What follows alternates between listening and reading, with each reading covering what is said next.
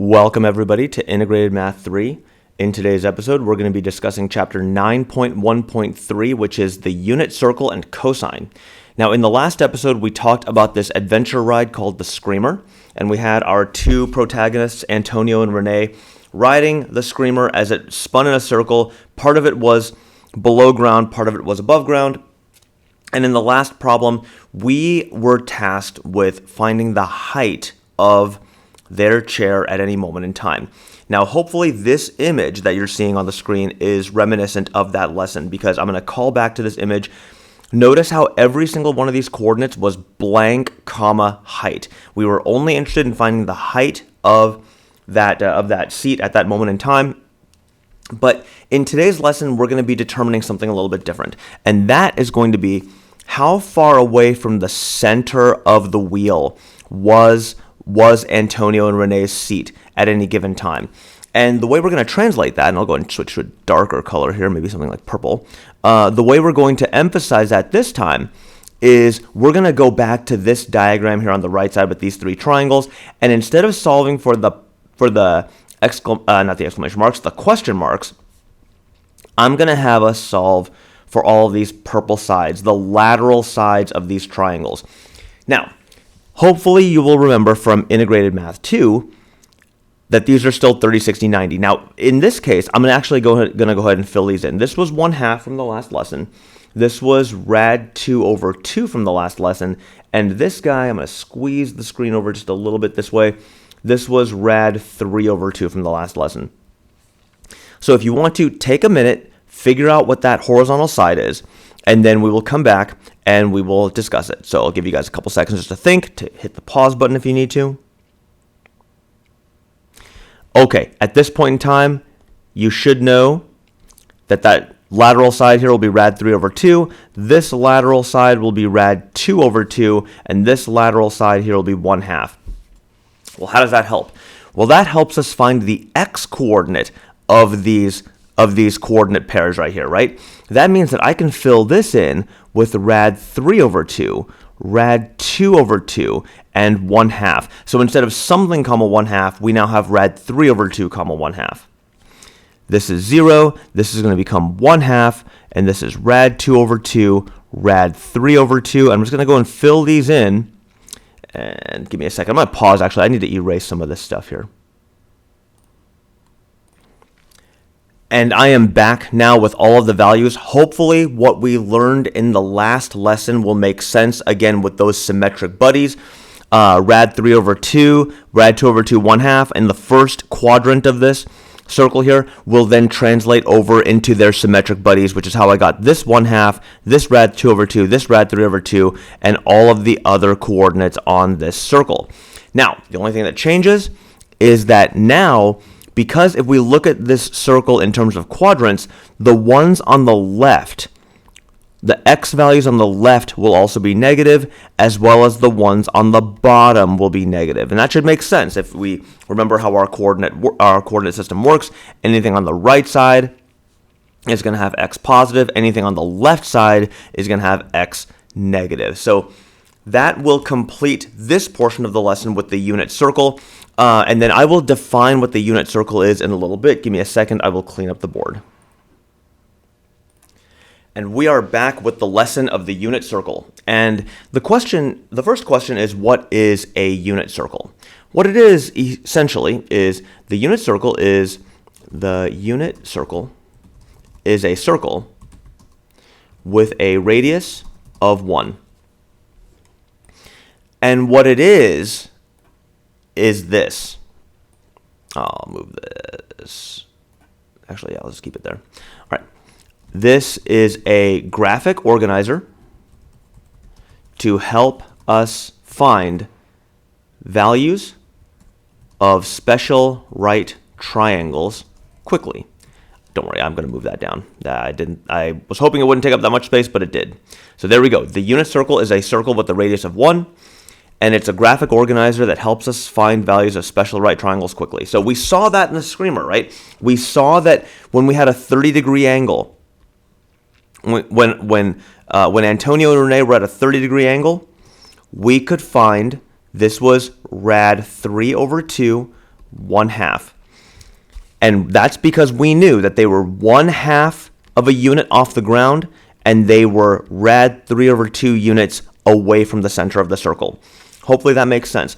When they were at 45 degrees, we knew that the coordinates were rad 2/2, rad 2/2, meaning they were rad 2/2 units away from the center, as well as rad 2/2 units off the ground. And then, when we were at 60 degrees, we knew that the coordinates were 1/2, rad 3/2, meaning they were rad 3/2 units off the ground and 1/2 units away from the center.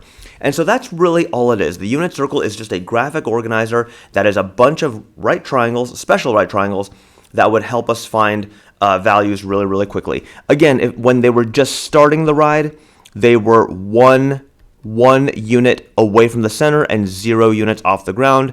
When they were 90 degrees, and I'll go and just do only the first quadrant, they were 0 units away from the center, but 1 unit off the ground. So hopefully that makes a little bit of sense. Now, it also asks us, it says, what is the relationship between these triangles? These are all special right triangles. We just answered that. It actually asks, did any other riders have to climb the same vertical distance as Renee and Antonio? It said the screamer does come to a sudden stop. And so let's take a look at, let's put Antonio and Renee on this side here. Let's say they're this far. Let's say they're in this darkened red seat right here. So I'm gonna get 2 other riders right here. I'm gonna put them right here because we know that a circle is symmetrical. And so does it make sense, hopefully, that these 2 riders, let's go and call them Altruistic and Mags, they were over here. And so does it make sense that Altruistic and Mags, they have to climb the same vertical distance as Antonio and Renee? So this is Al, and this is Mags, and this is Antonio. I'll call them Ant and Renee here. And so hopefully it makes sense that Al and Mags would have to travel the same vertical distance if they were to get stuck on the ride down as Ant and Renee. So what they're trying to ask you is, they're saying, what is the relationship between these triangles? Well, they're similar. They're the same. They're the same triangle, right? And so what we have is the angle in the first quadrant is known as the reference angle. Okay? And so the reference angle is really the quadrant 1 version of the angle, and it asks us, how can we find the corresponding angles in the other quadrants in terms of theta sub 1? So we know that this blue triangle right here, if we look back at the previous video, we know that his angular value is 150 degrees.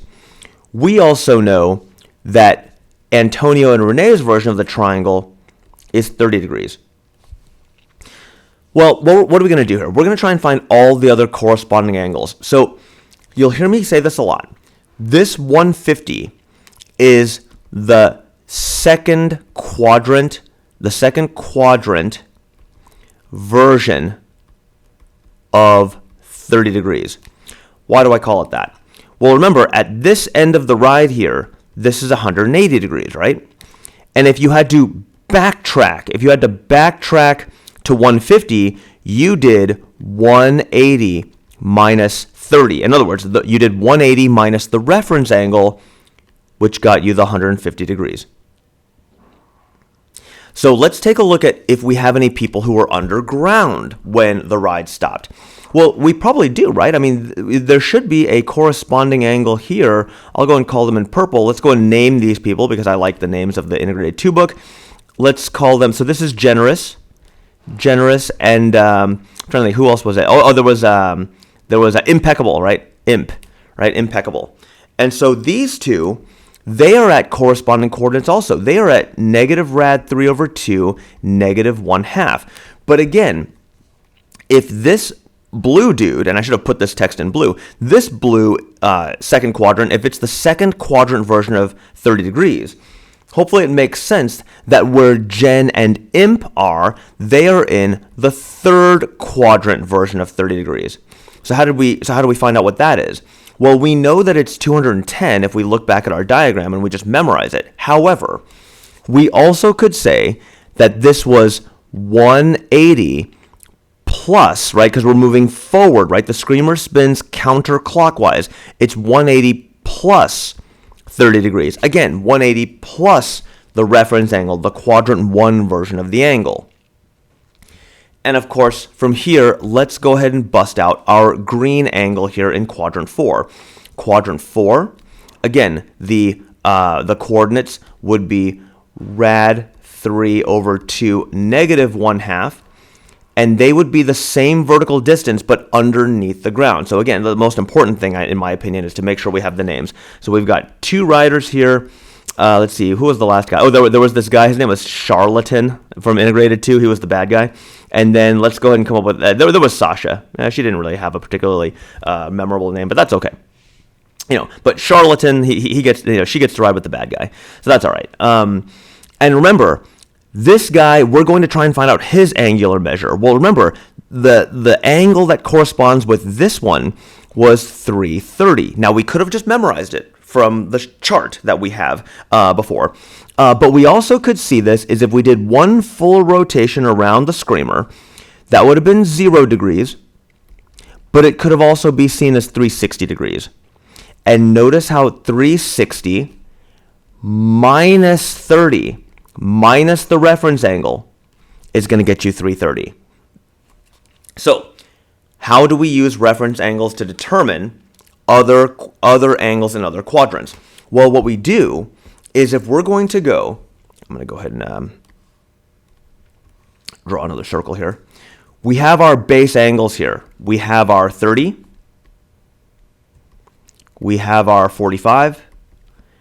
And we have our 60, more or less. Whoops. And we have our 60. Hopefully it makes sense that in this quadrant, right, if we look at 30, 45, and 60 as our reference angles. Now, reference angles, they don't have to be 30, 45, or 60, but I'm using these as the examples. You could have a 12-degree reference angle. You could have a 17-degree reference angle. You could have anything other than 90 degrees as your reference angle. Hopefully it makes sense that to get the quadrant 2 version of that angle, you would cycle, I'll change colors here, you'll cycle all the way to 180, but then you'll backtrack. So that would be 180 minus the reference angle to get to quadrant 2. To get to quadrant 3, you would do all the way to 180, but you would have stopped short, which means you need to propel more forward, which will be 180 plus the reference angle. And then to get to quadrant 4, you would cycle all the way around, but then backtrack. So that would be 360 minus the reference angle. So hopefully reference angles make sense in that way. I'll be right back with the next portion of this problem. I'll be right back. So here we are going to review the idea of sine one more time. We graphed this in the last lesson. What we're going to do here is I'm going to go and just do a quick version of this. Now remember, you guys are going to be responsible for graphing this really, really detailed. But we're not going to do that right now. I just need you guys to see how this thing generally goes at pi over 6. And we're back. We're going to start the second half of this lesson, which is going to be graphing the next function. But before we do that, let's go and review sine real quick. So the last time we were together, I asked you guys to graph sine in super high detail. This next graph, we are going to graph in super high detail, but I'm going to go and do a quick sketch of sine. That way we remember what it looks like. We're going to have a 0, 0, a height at 90, another 0 at 180, a negative 1 at 270, and another middle at 360. I'm going to go to 30 degrees, which is 1530 right here. That's going to be 1/2, and it's going to arc upward like that. At 150, it's going to arc down, and it kind of behaved like this, right? And again, you are going to be doing something more detailed like in the last video, but this is just to get the overall behavior. Now, how did we get these? Remember, sine dictated the height of the chair on the screamer, okay? So now that we know that, we began this lesson with the idea of the lateral distance from the center, of the seat. So what trig function is going to best dictate that? Well, we ended the last video with the whole in general thing. And so now what I'm going to do is I'm going to say that's theta, that's 1, and I'm going to call him x. Well, in general, if I had to come up with some kind of relationship here, this triangle would be cosine of theta equaling x. Now, of course, that means that I'm going to input my degree or my angle. Whoops, I'll go and input my angle. And I'm going to output my side, right? That's just from integrated 2. So this is the function that we will be graphing next, and that is going to be y equals cosine theta. So I want you to look back at your notes from the last video, and I'm going to pause and I'm going to put down all of the degree measures in 15-degree increments. I'm going to skip all the 15 and the 75 like I did in the last video, and then we're going to catch up and we're going to graph cosine. Give me a second. Okay, here we are with all of my x values labeled out. Remember, there are spaces between the 60 and the 90 and the 120, 150 and 180, 180 to 210. These are all 30-degree differences. Again, I just want to reemphasize, anything that looks like a 15-degree angle, like 15, 75, 105, we're going to eventually get a formula that's going to deal with that, but we're not there right now. So in the last video, I asked you guys to trust me and to tell and that 4 boxes, which was 60 degrees, would be 4 boxes up would get me to 1, and then 4 boxes down would get me to -1. You are still trusting me. I am not going to reveal why that is yet. That will happen in the next episode. So from here, if you have made a circle at this point of cosine, right, then you will be able to get the values quickly. Give me a second. I'll be right back with those values. And we are back. I have actually made a table for you. And so what I'm going to do here is I'm going to go and translate all of our horizontal distance. Now notice how the values have changed. If you compare this to your sine table, it's going to be a little bit different. I took all of the x values from the circle. So check it out here. See, I took all the x values, right, this time, because I'm looking for the horizontal distance from the center. So how does that translate onto here? Well, from here, the unique difference between sine and cosine is that when my degree is 0, my output is 1, which means this graph here, I'm going to thicken my pen up just a little bit here. When my degree is 0, right? This is the degrees, and this is the vertical, this is the horizontal distance, right? And so that's going to be 0, 1 right there. And then if you look at 90, right? If you look at 90, which is right here, 90 gets me 0. So that's going to be my first x-intercept. Now, back when we did sine in the last video, I asked you all to look for an easy point. You all identified 30 degrees because that gave you 1/2. If you look at this first bit of the table here, 1/2 emerges at 60 degrees. And that's where I'm going to put my dot here. And that's going to now arc down like that. And now I'm just going to go and repeat that process here. 180 gets me -1. That's really easy to identify. And 150 got me, or sorry, rather 120 got me -1/2. So I'm going to go and put that right there. And so now I'm going to go ahead and arc him down, and he's going to kind of do one of those maneuvers. If I go to 270, that's going to be 0 again. If I go to 270, that's going to be 0. Whoops, I missed that one. And then 240 gets me -1/2. So I'm going to do that. And I'm going to link them up. And then 360 is going to get me 1. I'm doing exactly what I did for sine. And then the 300 is going to get me the +1/2 that I need. And those are the easy points. And I'm going to go and extend him over. Just like we did with sine, if the screen were started spinning backwards, we would graph backwards as well. So this graph, we are going to state the domain and the range. And so the domain is all real numbers again, the set of x such that x is an element of all real numbers. The range, it's just like sine, the set of y such that y is in between -1 and 1.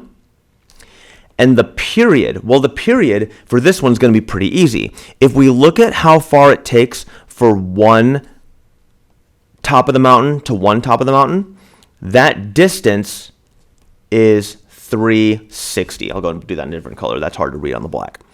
Yellow. 360.